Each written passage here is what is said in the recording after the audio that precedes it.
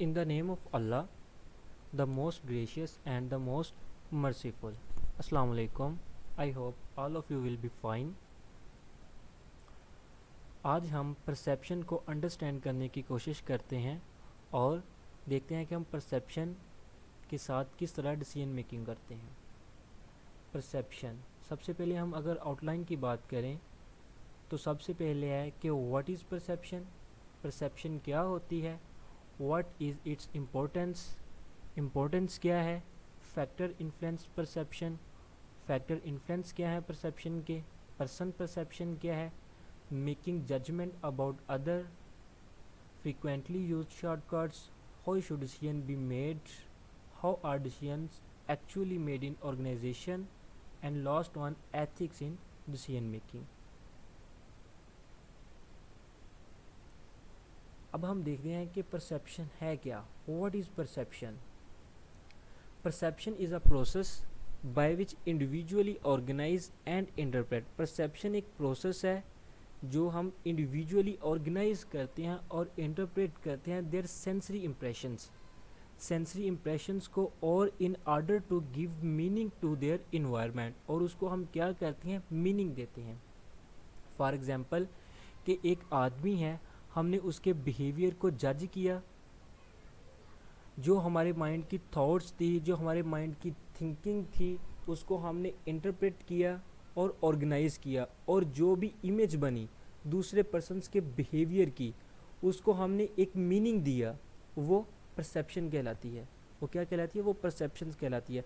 Perception मतलब कि जो हमारी इंटेलेक्चुअल एक्टिविटीज़ होती हैं, इंटेलेक्चुअल एक्टिविटी की जो हमारी माइंड की वाइब्स होती हैं, जो हमारी माइंड वाइब्स होती हैं, कि जो हमारी थॉट्स होती है, जो हमारी थिंकिंग होती हैं, एंड अदर पर्सनस बिहेवियर, जो हम दूसरे पर्सनस के बिहेवियर को मद्देनज़र रखते हुए हम उसकी करेक्टरिस्टिक्स को इंटरप्रेट करते हैं और ऑर्गेनाइज करते हैं। Their sensory impressions is called perception. वो क्या कहलाती है? वो परसेप्शन कहलाती है। और सेंसरी इम्प्रेशंस क्या हो सकते हैं?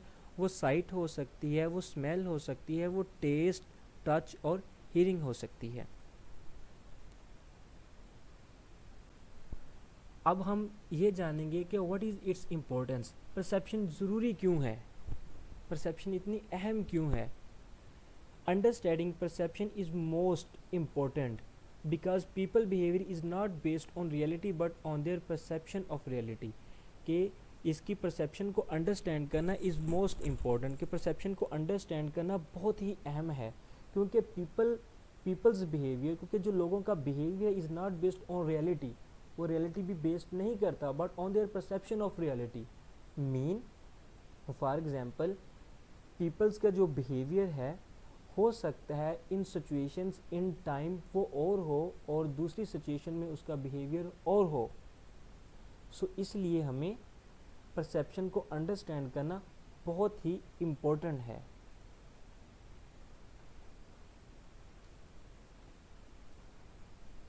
नेक्स्ट है फैक्टर इन्फ्लुएंसिंग परसेप्शन। कौन कौन से फैक्टर जो इन्फ्लुएंस करते हैं परसेप्शन पे? First of all, in the perceiver आपको समझ आ जाएगी इस इमेज को देखे कि परसीवर कौन होता है। परसीवर मीन दैट क्या हम perceiver mean first of all a point को अगर हम देखें तो एटीट्यूड आ जाता है। Attitudes, motives, interest, experience, expectations. Mean कि उसका एटीट्यूड क्या है, मोटिव्स क्या है, उसकी इंटरेस्ट क्या है, एक्सपीरियंस क्या है, एक्सपेक्टेशंस क्या है। Next, factor in the situation. Situationally factor क्या है? Time, work setting, social setting. Mean कि उसकी टाइमिंग क्या है, जॉब टाइमिंग क्या है, वर्क सेटिंग क्या है, सोशल सेटिंग क्या है। ये जो फैक्टर इन द सिचुएशन, ये भी इन्फ्लुएंस कर रहे होते हैं परसेप्शन पे। Factor in the target factor कौन से हो सकते हैं? वो नोवेल्टी हो सकता है, वो मोशन हो सकता है, वो साउंड हो सकता है, वो साइज़ हो सकता है, वो बैकग्राउंड हो सकता है, वो प्रोक्सीमिटी हो सकता है, वो सिमिलैरिटी हो सकता है। मीन दैट कि एक पर्सन है वो ज़्यादा मोशन है, मीन को वो ज़्यादा काम करता है। साउंड्स है, हो सकता है वो ज़्यादा एथिकली बात करता हो। साइज़ हो सकता है वो ज़्यादा टॉल हो। बैकग्राउंड, उसका बैकग्राउंड क्या है, उसकी कास्ट क्या है, सिमिलैरिटीज़ क्या हैं। ये सारी चीज़ें फैक्टर जो हैं ये इन्फ्लुएंस करते हैं परसेप्शन पे। नेक्स्ट है person perception, making judgement about other. हम किस तरह जजमेंट करते हैं अबाउट अदर्स को, दूसरे पर्सन को हम किस तरह जजमेंट करते हैं। First of all attributions theory. Attributions theory क्या होती है? When individual observe behaviour they attempt to determine whether it is internally और एक्सटर्नली कॉज्ड। जब हम किसी भी पर्सन्स के बिहेवियर को ऑब्जर्व करते हैं तो हम अटेम्प्ट करते हैं और डिटरमिन करते हैं कि वेदर क्या ये इंटरनली या एक्सटर्नली कास्ट तो नहीं है। अब हम देखते हैं कि इंटरनली और एक्सटर्नली कास्ट क्या है। Internally caused behaviour is believed to be under the personal control of the individual. जो इंटरनली कास्ड बिहेवियर होता है, यकीन करते हैं कि वो कंट्रोल होता है, इंडिविजुअली कंट्रोल होता है, कि वो खुद कंट्रोल कर रहा होता है, वो उसके बस में होता है। एक्सटर्नली कास्ट की बात करें, behaviour is seen as resulting, जो रिजल्ट होता है फ्रॉम आउटसाइड काजेज, कि जो रिजल्ट आ रहा होता है वो आउटसाइड काजेज होता है, वो उसका इंटरनली काजेज नहीं होता, वो आउटसाइड काजेज होता है। The person having being forced into the behaviour by the situation, कि कोई और पर्सन फोर्स कर रहा होता है the behaviour by the situations में। नेक्स्ट जब हम देखेंगे तो हमें ज़्यादा समझ आएगी कि the behaviour attributions depend on 3 factor. जो एट्रीब्यूशंस बिहेवियर है, जो एट्रीब्यूशंस थ्योरी है, वो डिपेंड करती है 3 फैक्टर्स पे, डिस्टिंक्टिवनेस फैक्टर्स में, कंसेंसस फैक्टर्स में और कंसिस्टेंसी में। अगर हम बात करें डिस्टिंक्टिवनेस की बात करें, display of a different behaviour in different situation, unusual behaviour, के डिस्प्ले ऑफ डिफरेंट बिहेवियर, हम डिस्प्ले करते हैं डिफरेंट बिहेवियर को इन डिफरेंट सिचुएशंस में, अनयूजुअल बिहेवियर। फॉर एग्जांपल कि हमारे पास एम्प्लॉइज़ हैं, हमारी ऑर्गेनाइजेशंस के जो एम्प्लॉई हैं वो मंडे वाले दिन सब के सब टाइम पे आ जाते हैं, लेकिन उसमें एक एम्प्लॉई है वो लेट आता है। अब अगर अब नेक्स्ट देखते हैं consensus, refer to similar behaviour by various individuals in the same situations, कि हम रेफ़र करते हैं सिमिलर बिहेवियर को by various individual in the same situations में, कि सेम सिचुएशंस में सबका बिहेवियर एक जैसा है। मीन के जो हमारे एम्प्लॉइज़ थे वो सब के सब मंडे वाले दिन लेट आए हैं, वो क्या होगा, वो एक्सटर्नली काज होगा। वो क्यों लेट आए हैं? हो सकता है कि ट्रैफिक की वजह से वो लेट आए हों या कोई और इन्वायरमेंटल सर्कमस्टांस हो सकता है। अब नेक्स्ट अगर हम बात करें कंसिस्टेंसी की, repetitions of the same responses over time, कि जो एक ही आदमी है वो सेम ही रिस्पॉन्स दे रहा है ओवर टाइम में। मीन कि जो हमारा एम्प्लॉई है वो हर दफ़ा लेट हो रहा है, वो क्या होगा, वो इंटरनली कास्ट होगा, वो क्या होगा, वो इंटरनली कास्ट होगा, वो ओवर टाइम में सेम ही रिस्पॉन्स दे रहा होता है।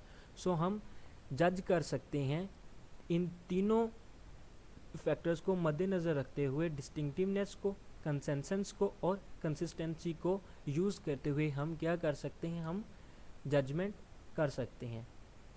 अब नेक्स्ट है पर्सन परसेप्शन। पर्सन परसेप्शन क्या होती है? Fundamental attribution error. Fundamental attribution error के जो बुनियादी होते हैं, the tendency to underestimate the influence of external factor and overestimated the influence of internal factor when making judgment about the behavior of other, mean that कि हमने किसी के behaviour को जज किया, किसी के बिहेवियर को हमने देखा और हमने बगैर किसी जजमेंट के under estimate the influence of external factor, कि हमने उसको अंडर एस्टिमेट किया या ओवर एस्टिमेट किया, लेकिन उसको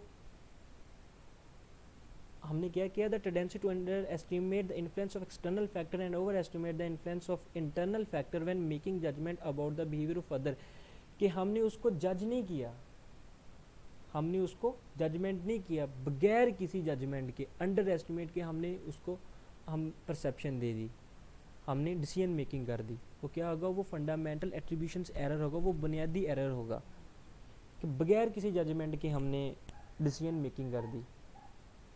सेल्फ सर्विंग बाइस के बारे में अगर हम बात करें, the tendency for individuals to attribute their own success to internal factors while putting the blame for failure on external factor. Self serving bias का मतलब है कि फॉर एग्जांपल अगर हम एग्जांपल लें तो एक क्रिकेट टीम है, वो क्रिकेट टीम विन कर जाती है मैच को, तो जो टीम का कैप्टन होगा वो क्या करेगा कि ये सारी की सारी कोशिश मेरी है, सेल्फ सर्विंग बाइस, अगर तो वो हार जाता है तो वो ब्लेम करेगा फेलियर्स को, ऑन एक्सटर्नल फैक्टर को, मीन दैट कि वो अपनी टीम को ब्लेम करेगा कि टीम में ही कोई मिस्टेक थी, अपने ऊपर ब्लेम नहीं करेगा, वो टीम पे ब्लेम करेगा। ये होगा सेल्फ सर्विंग बाइएस। सो हम आज का लेक्चर यहाँ पे ख़त्म करते हैं और नेक्स्ट लेक्चर में हम आगे डिस्कस करेंगे। Thank you.